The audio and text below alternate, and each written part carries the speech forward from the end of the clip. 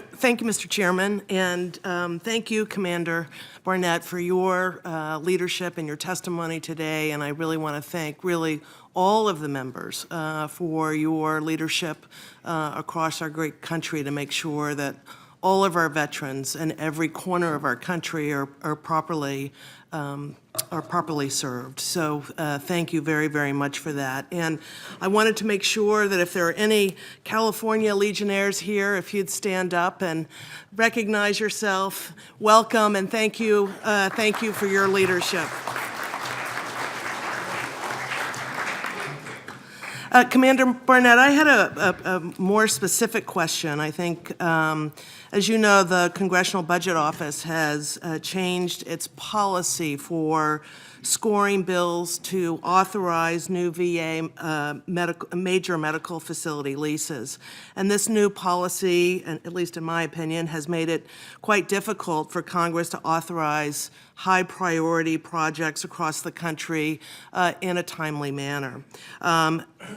I certainly have suffered through this in my district in Ventura County, and we sorely need a VA-run CBOC that is the appropriate size to serve our veterans. Our veterans in Ventura County have been underserved now for many, many years, and they need some specialty care services in the district, and particularly mental health services, and sometimes really just timely primary care coming out of the CBOC. So I introduced a bill to fix this problem. It's called the Build a Better VA Act, and my bill would allow the House and Senate Veterans Affairs Committee to approve new leases via resolution instead of legislation. And this, I think, small procedural change will make a big difference in the lives of veterans in more rural areas and underserved communities who still face and continue to face significant barriers in accessing VA health care. So I just wanted to get your feedback and your comments on the impacts that you see on the delay in authorizing new construction leases, and if you believe that it's having a real impact across our country. First of all, Representative Brownley, I want to thank you for your bill, Build a Better VA Act, H.R. 2914. That is a positive move. I will tell you that veterans around the country believe in our CBOCs because it's that personalized thing.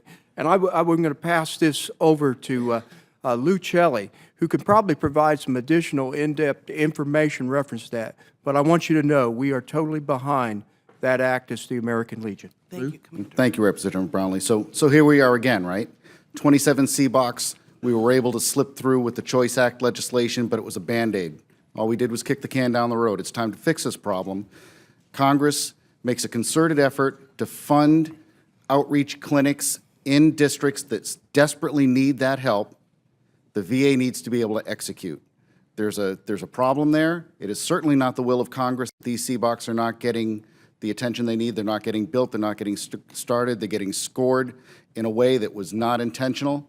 We need to get this fixed. We need to start working with GSA and VA to make sure that legislation like yours is able to stop that stopgap. Well, thank you for that, and I thank you, for the support of this bill. And I do believe that it's just it's a fundamental problem with a relatively easy fix to make sure that we are properly planning and being able to execute to have these CBOCs in local areas across the country. So I thank you for that. And I just have a little time left, but I wanted to go back to Commander Barnett's comments relative to post-traumatic stress disorder and traumatic brain injury. So I just wanted to ask a question. Do you believe that we need to continue to expand alternative remedies, or is it those alternative remedies that the VA has come forward with just are not provided widely enough across the country for our veterans? I will tell you very clear that alternative methods in getting our veterans, instead of just being drugged, we've got to do better than that. There's so many innovative ways out there. I've been with the equestrian therapy, dog therapy. It doesn't work for every person. But we need to go and we need to be innovative because our veterans deserve that. They deserve the best health care possible. So I don't think we should be looking at ways, not looking at ways not to do alternative methods of treatment for PTSD and TBI. Thank you, Commander, and my time is up. I yield back.